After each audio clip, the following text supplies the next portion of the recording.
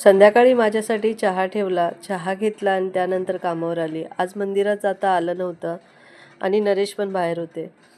आणि इथे आल्याच्या नंतर इथे बनवली होती कॅरिमल खीर. कॅरिमल खीर ही खूप छान अशी बनते आणि मी तुमच्यासोबत लवकरच शेअर करेन. छान सगळं जेवण बनवलं, झाकून मग निघाली तर पाऊस येत होता आणि मी छत्री आणली नव्हती. 2 मिनटं थांबली आणि घरी आली. घरी आल्याच्या नंतर माझ्या नेबरच्या इथे एक पूजा होती आणि ती पायाला हळद लावत होती. माझी मैत्रीणच आहे ही. आणि इथे पूजा अटेंड केली. नंतर मग घरी आली आणि प्रसाद आणली आणि माझे पाय येलो येलो करून ठेवलेले.